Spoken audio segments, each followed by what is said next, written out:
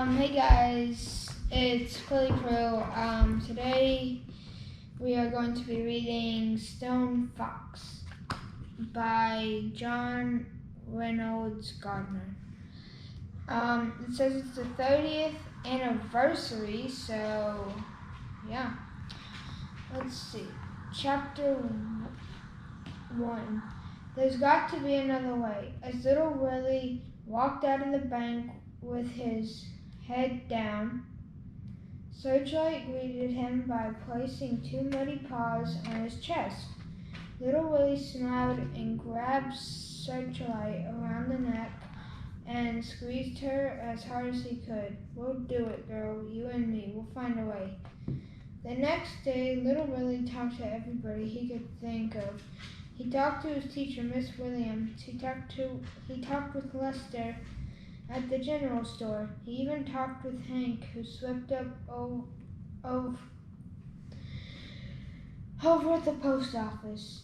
They all agreed, sell the farm. That was the only answer.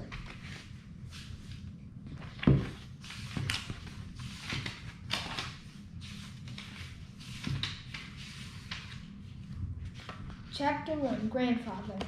One day, Grandfather wouldn't get out of bed. He just laid there and stared at the ceiling and looked sad. At first, Little Willy thought he was playing. Little Willy lived with his grandfather on a small potato farm in Wyoming. It was hard work living on a potato farm, but it was also a lot of fun, especially when Grandfather felt like playing. Like the time Grandfather dressed up as a scarecrow out in the garden, it took Little Willy an hour to catch on. Boy, did they laugh. Grandfather laughed so hard he cried. And when he cried, his beard filled up with tears.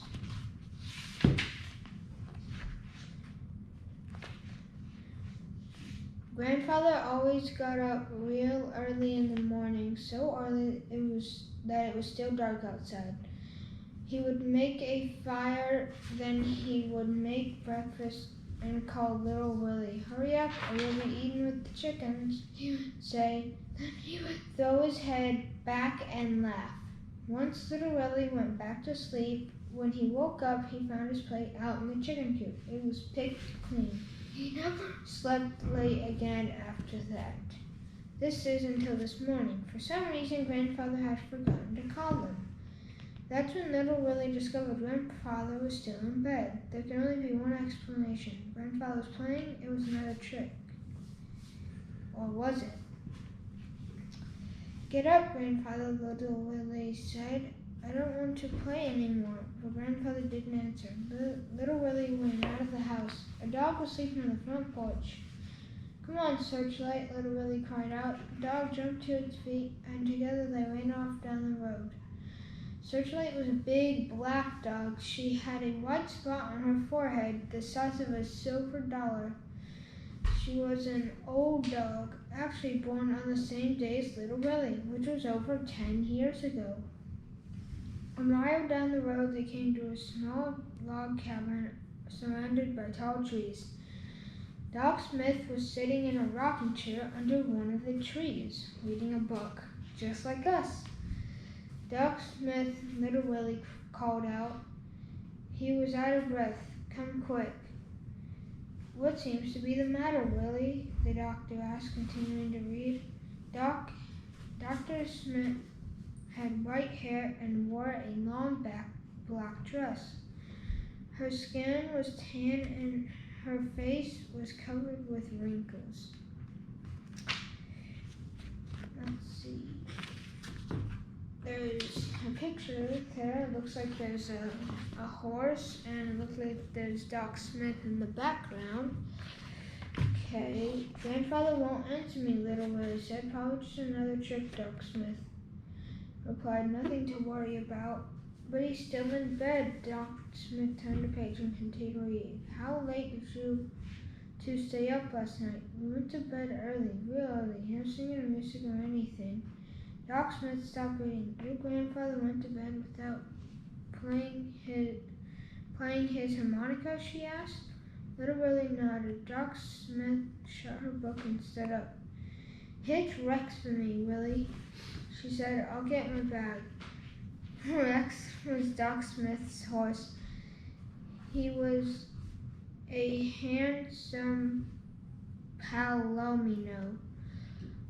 Little Willie hitched Rex to the wagon, and then they rode back to Grandfather's farm. Searchlight ran on ahead, leading the way. Embarking. Searchlight enjoyed a good run. Grandfather was just the same. He hadn't moved. Searchlight put her big front paws up on the bed and rested her head on Grandfather's chest. She licked his beard, which was full of tears. Doc Smith proceeded to examine Grandfather. She used just about everything in her little black bag. What's that for? Little Willie asked. What are you doing now? Must you ask so many questions? Doc Smith asked. Grandfather says it's good to ask questions. Doc Smith pulled a long sliver object from her doctor's bag. What's that for? Little Willie asked. Hush, yes ma'am, I'm sorry. When Doc Smith had finished her examination, she put everything back into her little black bag. Then she walked over to the window and looked out at the field of potatoes. After a moment she asked, how's the crop this year, Willie? Grandfather says it's the best ever. Doc Smith rubbed her wrinkled face. What's wrong with him? Little Willie asked. Do you owe anybody money? She asked. No, Little Willie answered. What's wrong? You tell me what's wrong. That's just it, she said. There's nothing wrong with him. You mean he's not sick? Medically, he's healthy as an ox. Could live to be 100 if he wanted to. I don't understand, Little Willie said. Doc Smith took a deep breath. And then she began. It happens when a person gives up on life for whatever reason, starts up here in the mind first and spreads to the body. It's a real sickness, all right, and there's no cure except in the person's own mind. I'm sorry, child, but it appears that your grandfather just doesn't want to live anymore. Little Willie was silent for a long time before he spoke. But what about fishing and the rodeo and turkey dinners? Doesn't he want to do those things anymore? Grandfather shut his eyes and tears rolled down his cheeks and disappeared into his beard. I'm sure he does, Doc Smith said, putting her arm around Little Willie. It must be something else. Little Willie stared at the floor. I'll find out. Let's find out what's wrong and make it better. We'll see. I'll make Grandfather want to live again. And Searchlight barked loudly. Alright guys, that's chapter 1. I'll see you next time.